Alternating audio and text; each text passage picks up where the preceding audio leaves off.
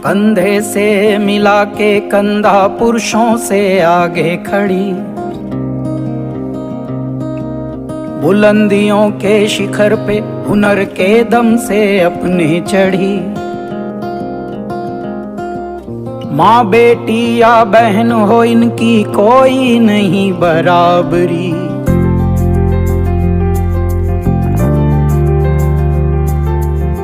मुट्ठी में बंद लेके सारा जहां, कदमों के आसमां पे छोड़े निशान। सपने सतरंग ले हवा के संग संग, थामे है डोर डस आंधी तूफान।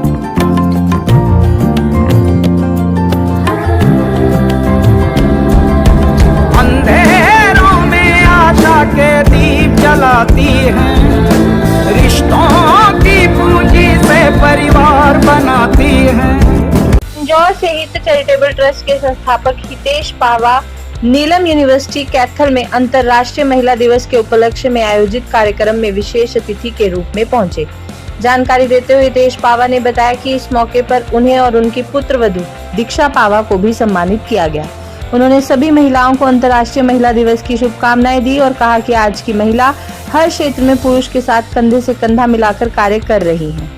इसके साथ ही उन्होंने कहा कि परंतु मेरी उन माताओं से एक अपील है जो अपने नवजात बच्चों को पैदा कर मरने के लिए छोड़ देती हैं, कृपया करके इस तरह का कार्य ना करें, क्योंकि परमात्मा ने महिला को मां बनने के सुख से नवाजा है जो दुनिया का परम सुख है।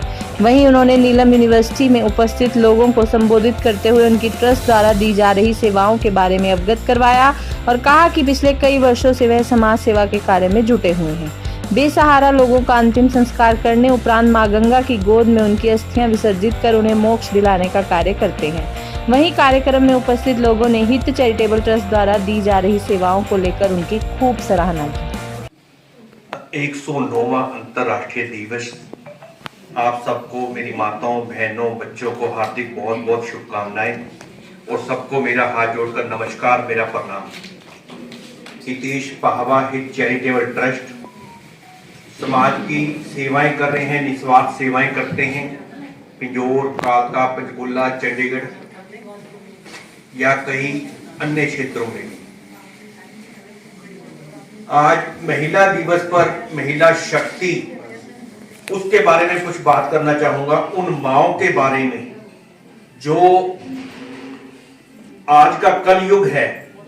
कलयुग में कई माताएं अपने नवजात बच्चे को पैदा करके झाड़ियों में, नदियों में, जंगलों में ऐसे फेंक देती हैं, या तो उनके पास 2-3 लड़कियां होती हैं, चौथी लड़की फेंक दी, या अननोन होती हैं, वो आप चीज समझ रहे होंगे। पिछले 40 दिनों में हमारे पंचकुला क्षेत्र में 3 बच्चियां मिली। 2 की तो सांसें चल रही थी, टाइम पे मिल गई, लोगों ने देखा और उनको पुलिस को बताया तो अपना उपचार के लिए हॉस्पिटल दाखिल किया गया। तीसरी बच्ची जो मोरनी क्षेत्र की पहाड़ियों में मिली, उसकी सांसें थम गई। 72 घंटे रखने के बाद पुलिस ने हमें दिया, हमने उसका दफनाया, संस्कार किया। इस प्रकार इस 16 साल के सफर में मैं 60 और 65 बच्चियों को, लड़कियों को दफना चुका हूं। 4-5 लड़के होंगे, मतलब 60 और 65 बच्चियां, लड़कियां। अगर हम ऐसे अपनी लड़कियों को, बच्चियों को ऐसे ही फेंकते रहे, हम कल बहू कहां से लाएंगे? नवरात्रों में कंजके कहां से लाएंगे? बेटी कहां से लाएंगे? और ये तो एक कलयुगी माओ का, एक कलयुगी बच्चे जो हम हैं। 64 साल की एक माता हमारे कालका क्षेत्र की, 2 बच्चे, एक अपने पेट से था, एक शादी उनकी 2 हुई थी, एक और था। 12 दिन सेक्टर 6 मोर्चरी में पड़ी रही वो माता, बच्चे संस्कार करने नहीं आए। आखिर 12वें दिन उनको मना कर दिया गया पुलिस वालों को कि भाई हम नहीं आएंगे, आपको इसका संस्कार करवा दो। वो 12वें दिन माता हमारे पास आई, हमने उनका विधि पूर्वक हिंदू रीति रिवाज से उनका संस्कार किया और ऐसे ही आज तक अनगिनत अज्ञात व्यक्तियों का लोग लवारिस, जिसे आप लोगों की भाषा कहती है लवारिस, मैं उनको लवारिस नहीं कहता। उम्र के हिसाब से कोई मेरा बाप होता है, कोई मेरी माँ होती है, कोई मेरा भाई होता है, कोई मेरी बहन होती है, कोई मेरा बेटा होता है। हर वर्ष का, हर उम्र दराज का बंदा आता है हमारे पास।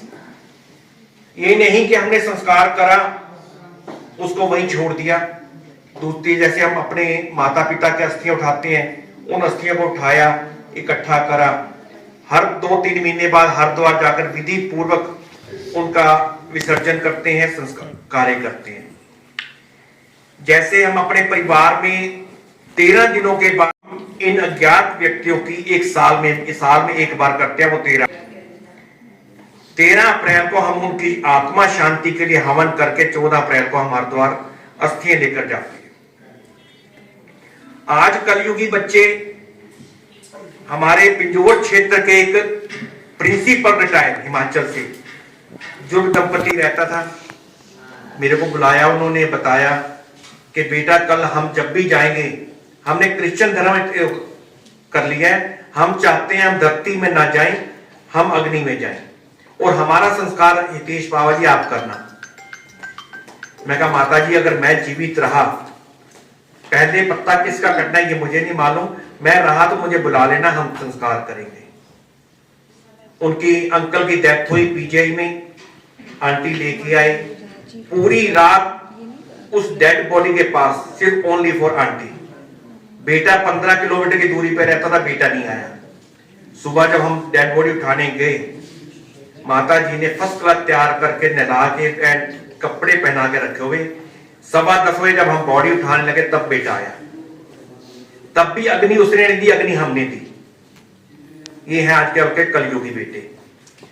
और उन बच्चों से भी कहना चाहूंगा, जो बच्चे आज अपने माता पिता की सेवा नहीं करते, उनको धिक्कारते हैं। घरों में कुत्तों को पाल रखा है, ठीक है कुत्ते पालो, अच्छी बात है, उनकी सेवा करो, उनको दाना पानी दो, उनको इलाज के लिए अपनी कारों में लेके जाएंगे, मां और बाप को खरादी अस्पताल में भेजते हैं। अपने आप चले जाओ माता जी मेरे पास टाइम नहीं है, पिताजी आप चले जाओ, डैडी में चले जाओ, मेरे पास टाइम नहीं। ये इस फील्ड में मैं सारा दिन चढ़ने वहां पे रहता हूं। सो मैं उन बच्चों से भी प्रार्थना करना चाहूंगा कि जो आज अपने बुजुर्गों का ऐसा हाल कर रहे हैं, अपने माँ का, बाप का, वो ना करें। बोए बबूल तो फूल कहां से मिलेंगे। आज आप उनके साथ कर रहे हो, कल आपकी बारी आएगी। सो ये समाज की हमारी सेवाएं हैं, आप लोगों ने हमें बुलाया, हम आपका बहुत बहुत ऋणी हैं, आभारी हैं। आप इनको नीलम कॉलेज वालों का, यूनिवर्सिटी का धन्यवाद करते हैं। और एक बार फिर अंतरराष्ट्रीय महिला दिवस की आप सबको, मेरी माताओं बहनों को बहुत बहुत शुभकामनाएं। धन्यवाद।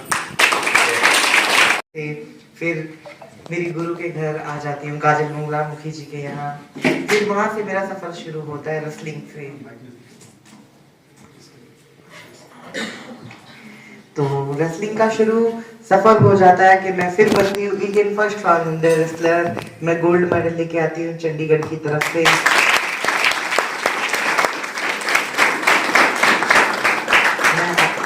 मैं अखाड़ों में जाती थी खेलने, दंगल होते हैं ना, दंगल सबको पता है ना, दंगल में जाती थी शॉर्ट्स पहन के। वो लोग देखते थे ये किन्नरों की गाड़ी कैसे रुक गई यहाँ पे, ये क्या करने वाले हैं। फिर मैं उतरती थी खेलने के लिए, तब वो लोग देखते थे वो इमेजिनेशन कि हाँ ये भी खेल सकते हैं, अरे अब तो उसने भी कुछ करने लग गए। तो फिर उससे बहुत ज्यादा वो मिलता था, वैलिडेशन मिलती थी। उसके बाद धीरे धीरे मैंने माउंट ट्रेनिंग शुरू की। तो मैंने सबसे पहला पहाड़ चढ़ा माउंट यूनम पे बहुत सारे बच्चे जाते हैं, है ना।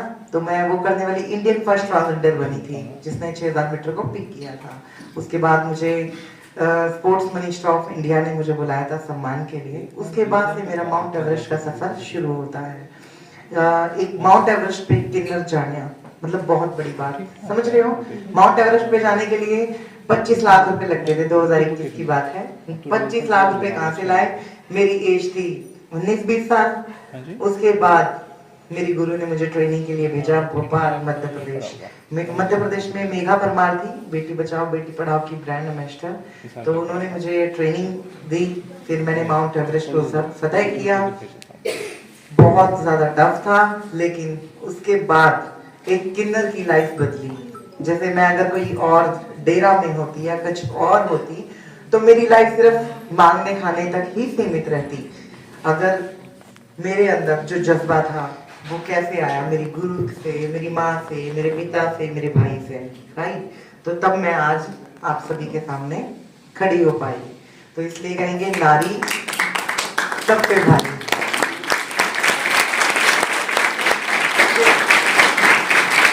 मेरी गुरु भी एक नारी है और मेरी माँ भी एक नारी है ना। तो कहते हैं ना, गुरु ही ब्रह्मा, गुरु ही विष्णु, गुरु ही महेश्वरा, कहते हैं ना। तो मेरी गुरु ने मुझे बहुत ज्ञान दिया, मेरे माता पिता ने मुझे साहस दिया और मुझे एक काबिल इंसान बनाया। सबसे पहले क्या होता है, एक इंसानियत, बाद में जेंडर बनते हैं, मेल फीमेल ट्रांसजेंडर वो बाद में बनते हैं। सबसे पहले भगवान ने इंसानियत दी थी। इंसानियत कहती है कि सब चीजों को एक्सेप्ट करो, ट्रांसजेंडर को भी एक्सेप्ट करो, मेल को भी एक्सेप्ट करो, फीमेल को भी एक्सेप्ट करो, है ना। प्रॉपर अगर आप एक्सेप्टेंस दोगे तो वो इंसान बहुत आगे जाएगा।